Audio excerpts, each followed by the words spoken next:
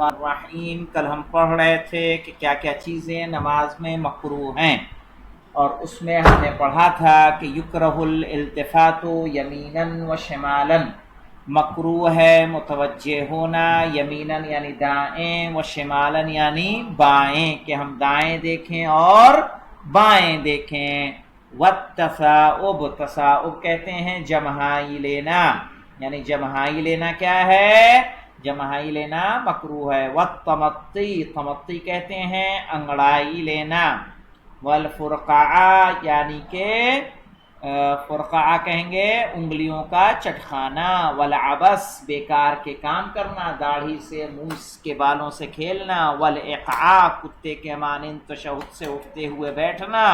والتنخم، تنخم کہیں گے کہ کھکھارنا، بلغم کا نکالنا۔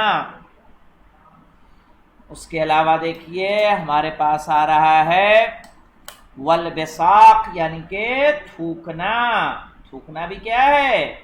مکروہ ہے۔ اور ہے ونفخ موضع السجود، موضع السجود یعنی سجدے کی جگہ کو پھونک مارنا۔ والتأوہ، تأوہ کہتے ہیں یعنی آہ بھرنا نماز میں۔ ومدافعۃ الاخبثین یعنی بول و غائط، پیشاب اور پخانے کا روک کے رکھنا، اس طریقے سے کہ انسان کی توجہ نماز میں نہ ہو کہ اس طرف رہے، خالص نماز کی طرف توجہ نہ کر سکے۔ اب دیکھیں کل تک ہم لوگ یہاں پڑھ چکے تھے، آج ہم لوگ اس سے اپنی بات کو آگے بڑھاتے ہیں۔ وَيَحْرُمُ، اب ایک نیا مسئلہ آ رہا ہے۔ وَيَحْرُمُ قَطْعُ الصَّلَاةِ لِغَيْرِ ضَرُورَةٍ، یعنی بنا ضرورت کے نماز کا قطع کرنا یعنی توڑنا حرام ہے۔ ضرورت پہ دیکھیے نمبر 1 دے رکھا ہے یہاں پہ، حاشیے میں ہم لوگ مراجعہ کرتے ہیں کہ حاشیے میں کیا کہہ رہے ہیں۔ یہ دیکھیے ای الفریضہ، فریضہ کہیں گے، فریضہ کہیں گے واجب کو، یعنی جو واجب کام ہو ہم اس کے لیے نماز کو توڑ سکتے ہیں۔ واجب کا مطلب کیا ہے؟ مثال کے طور پر واجب سے مراد یہ ہے کہ کوئی اگر انسان ڈوب رہا ہے، لکھ لیں مثال لکھنا ہے تو، جیسے اگر کوئی شخص ڈوب رہا ہے تو ڈوبتے ہوئے کی جان بچانا کیا ہے؟ واجب۔ اور آپ نماز پڑھ رہے ہوں، نماز پڑھتے ہوئے آپ کی نگاہ پڑی، کسی نے پکایا بچاؤ بچاؤ بچاؤ میں ڈوب رہا ہوں، تو آپ نماز توڑ کے اسے بچا سکتے ہیں، ٹھیک ہے؟ تب توڑنا آپ کے لیے جائز ہے۔ ہو سکتا ہے پھر نماز پڑھیں تو نماز صحیح نہ ہو۔ جناب ایک مثال یہ بھی ہے کہ اگر ہم نماز واجب پڑھ رہے ہیں اور بچہ جو ہے ہیٹر وغیرہ، روم ہیٹر وغیرہ چل رہا ہے اور بچہ اس کی جانب جا رہا ہے تو ہمیں نماز جو ہے توڑ کے اس کی جان بچانا ہے۔ بالکل بالکل بالکل بالکل احسنت، ٹھیک ہے۔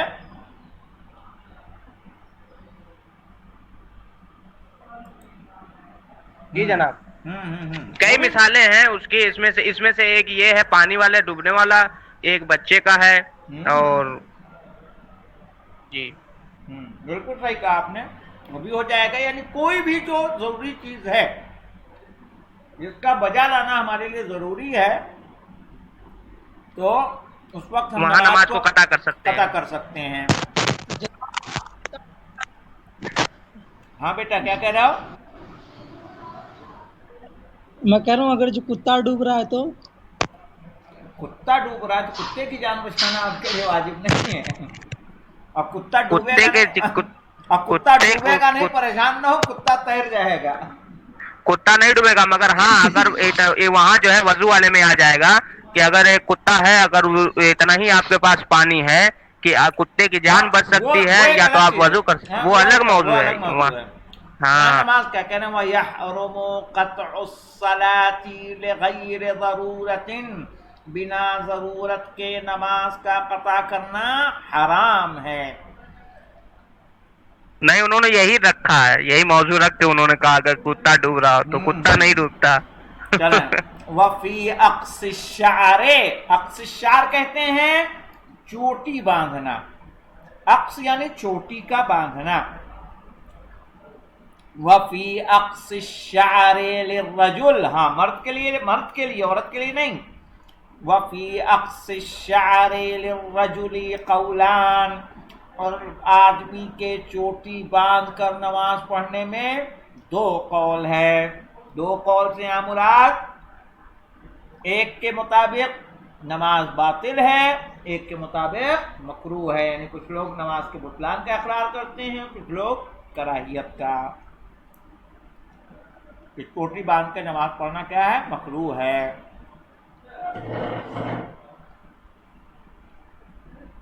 اب دیکھیے کہہ رہے ہیں وَيَجُوزُ تَسْمِيتُ الْعَاطِسِ،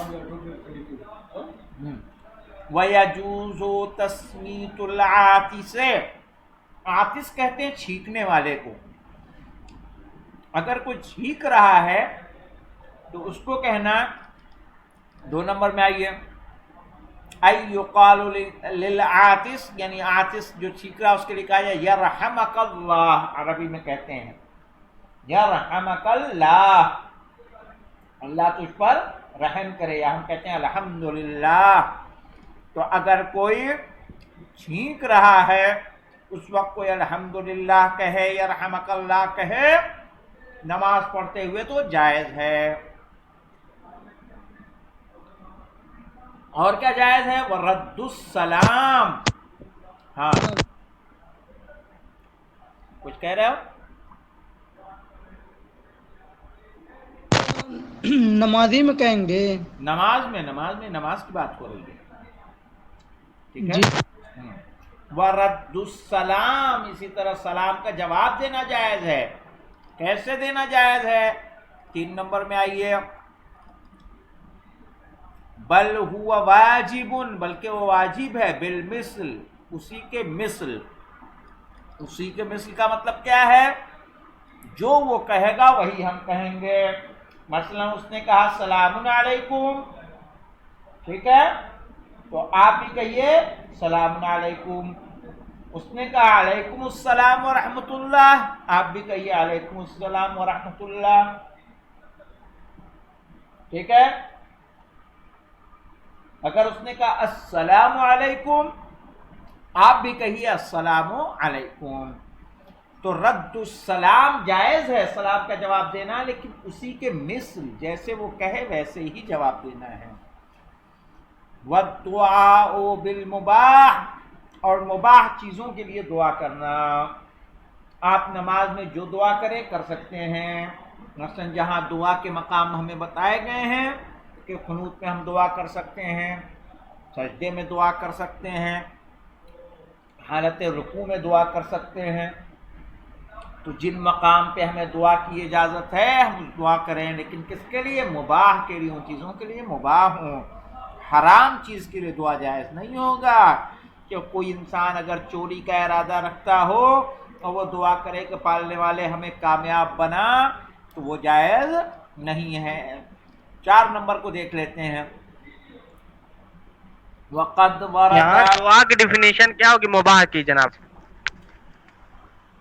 یعنی وہ چیزیں جو خداوند عالم نے آپ کے لیے حلال کی ہیں. جی وہی چیز. کہہ رہے قد ورد کل ھذا فی ابواب قواطع الصلاۃ فی الوسائل، کتاب وسائل میں یہ باتیں آئی ہوئی ہیں. مثلا اگر کوئی کہے کہ پالنے والے مجھے شراب کا موقع دے دے پینے کا، تو یہ دعا اس کے لیے جائز نہیں ہے. کوئی اور دعا جو مباح ہو، جو حلال ہے ہمارے لیے، وہ دعا ہم نماز میں کر سکتے ہیں. والدعاء بالمباح، اور سب کے پیچھے یجوز آپ لگا سکتے ہیں. عبارت ایسے ہوگی، اصل عبارت وَيَجُوزُ تَسْمِيتُ الْعَاطِسِ وَيَجُوزُ رَدُّ السَّلَامِ وَيَجُوزُ الدُّعَاءُ بِالْمُبَاحِ، مباح اور مباح کے ذریعے دعا کرنا. اب جناب ایک مرتبہ یہاں سے پھر ترجمہ کر دیں. وَيُكْرَهُ اوپر سے کہنا وَيُكْرَهُ الْالْتِفَاتُ يَمِينًا وَشِمَالًا، مکروہ ہے متوجہ ہونا دائیں اور بائیں. وَالتَّصَاؤُبُ، تصاؤب کہتے ہیں جمہائی لینا.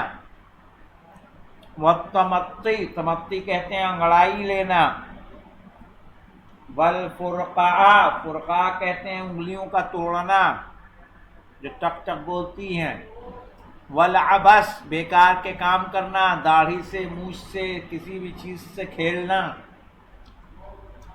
والاقعاء، تشہد سے اٹھتے وقت کتے کے مانند بیٹھنا، والتنخم، کھکھارنا، بلغم کا نکالنا، والبصاق، تھوکنا، ونفخ موضع السجود، سجدے کی جگہ کو پھونک مارنا کہ وہاں دھول گردہ ہو اور پھونک مار کے اڑائیں، والتأوہ، نماز پڑھتے ہوئے آہ بھرنا، کراہنا، ومدافعۃ الاخبثین، پیشاب اور پخانے کا روک کے رکھنا، اس طریقے سے کہ وہ آپ کو نماز میں متوجہ ہونے سے مانع ہوں، بار بار توجہ آپ کی اسی طرف رہے۔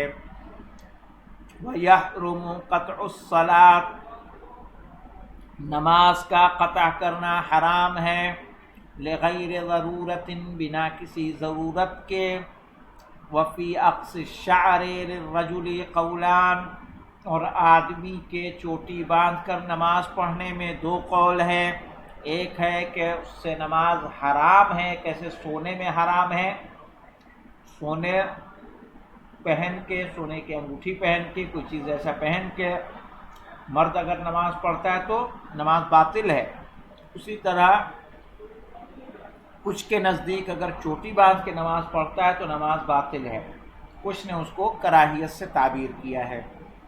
وَيَجُوزُ تَسْمِيتُ الْعَاطِسِ، چھینکنے والے کو الحمدللہ یا یرحمک اللہ کہنا جائز ہے، وَرَدُّ السَّلَامِ بِالْمِثْلِ، اور جیسے کوئی سلام کرے اس کو اسی طرح سے سلام کا جواب دینا جائز ہے، وَالدُّعَاءُ بِالْمُبَاحِ، اور جی چیزیں اللہ نے حلال کی ہیں ان کے لیے دعا کرنا بھی جائز ہے۔ اب آتے ہیں الباب الثالث۔ جناب جناب ہاں بولو۔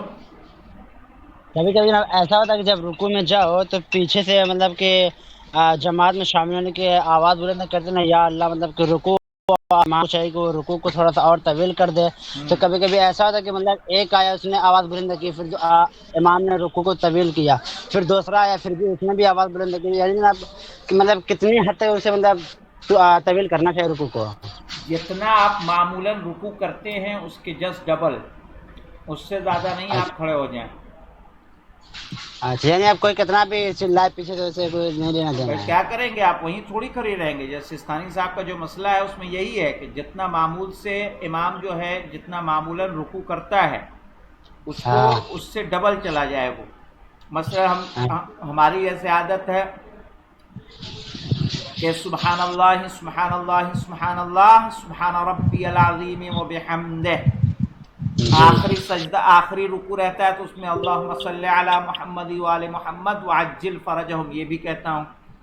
تو اب اگر کوئی آ جاتا ہے تو میں نے کہا بھائی سبحان اللہ سبحان اللہ سبحان اللہ سبحان ربی العظیم و بحمدہ اللہم، اب تکبیر کہہ دی اس نے، کوئی تکبیر بولا اللہم صلی علی محمد و آل محمد، اب اگر اور ہم بڑھائیں گے تو پھر 3 مرتبہ ہم سبحان اللہ کہیں، 1 مرتبہ سبحان ربی العظیم و بحمدہ کہہ دیں، اس کے بعد ہم کھڑے ہو جائیں۔ اچھا، اب اور دیکھیے، صلوات میں جناب، جی جی بتائیں، بتائیے کیا کہہ رہے تھے؟ جی بتائیں آپ بتائیں۔ ہاں صلوات میں کیا کہہ رہے تھے؟ میں تو باب الثالث شروع کرنے آ رہا تھا۔ صلوات میں ایک تو لوگ پڑھتے ہیں اللہم صلی علی محمد وعلی محمد وعجل فرجہم، اور کچھ لوگ پڑھتے ہیں رب صلی علی محمد وعلی محمد وعجل فرجہم۔ یہ رب صحیح ہے؟ صحیح ہے، غلط نہیں ہے، لیکن اگر ہم ان اللہ و ملائکتہ یصلون علی النبی والی آیت کو دیکھیں گے، سمجھ رہے ہیں، جی تو اس حساب سے جو ہے ہمیں اللہم، جیسے ربی قرآن کا لفظ ہے تو مشکل نہیں ہے اس میں، الحمدللہ رب العالمین، جی वही रब सल्ले अला। तो कोई वो नहीं, लेकिन हमारी जो आदत है तो हम तो वही पढ़ते हैं, अल्लाहुम्मा सल्ली अला मुहम्मद व आले मुहम्मद। नहीं, हम जब अनवालू में पढ़ते थे तो वहाँ जो है सारे बच्चे जो जमात पढ़ाते थे वो रब सल्ले अला, तो हम भी पढ़ाने लगे, तो रब सल्ले अला मोहम्मद व आले मोहम्मद। नहीं, मैं जो पहले कभी पढ़ता हूँ तो मुझे याद नहीं, लेकिन अभी तो पूरी सलवाती जैसे आमतौर पे पढ़ी जाती है जी वो पढ़ता हूँ।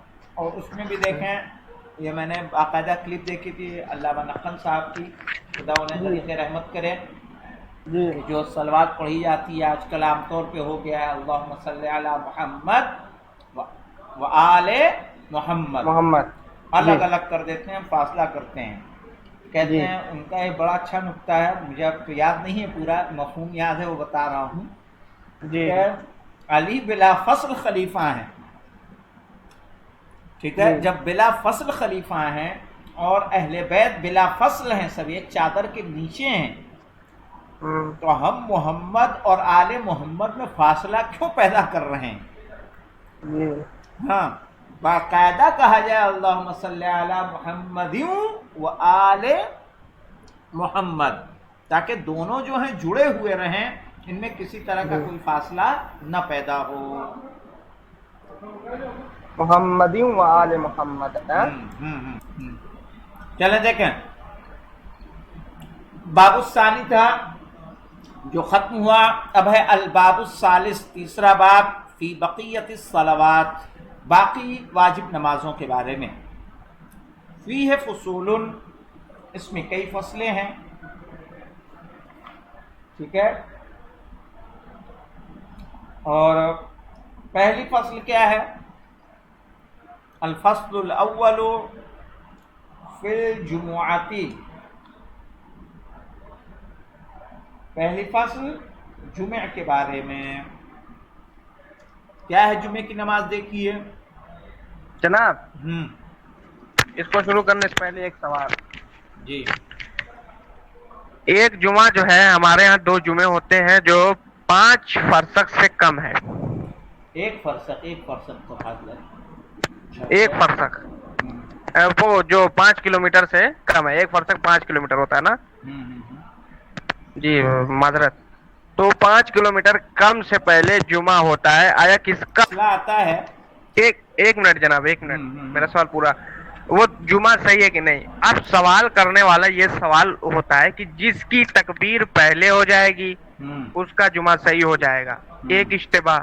दूसरा इश्तिबा ये है कि क्या हर मर्तबा जिसकी तकबीर पहले हो जाएगी उसका जुमा सही है, या फिर दोनों गुनाहगार हैं, या फिर जो पहले है जिसने पहले शुरू किया वो सही है, जिसने बाद में शुरू किया वो गलत है। इसमें क्या मसला समझ में नहीं आ रहा है। जहाँ तक समझने का मसला है, ये इख्तिलाफात बहुत सी जगह हम लोग क्या है, हर जगह है, हर जगह। हम जौनपुर में, खुद जौनपुर में है, वलीदपुर में है, मोहम्मदाबाद में है, आमतौर पे होता क्या है कि इंसान, हम लोग जितना भी काम करते हैं वाकई कुर्बतन इल्लाह नहीं करते।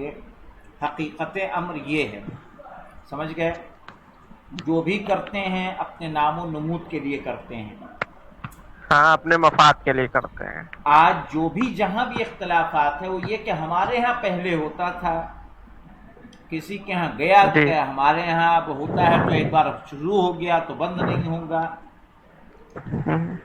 और जी, रसूल खुदा ने मस्जिद ज़िरार ऐसे तो गिराई नहीं थी, हर वो चीज़ जो इख्तिलाफ की बुनियाद बन जाए उसको ढा देना ही बेहतर है, समझ रहे हैं ना। और ये बड़ा अब इस वक्त अभी चूँकि रिकॉर्ड हो रहा है, कुछ कहना मसले में सही नहीं है। नहीं, रिकॉर्डिंग बंद कर दीजिए। हाँ, सुने देखें, वही हम कहने जा रहे थे, रिकॉर्डिंग बंद कर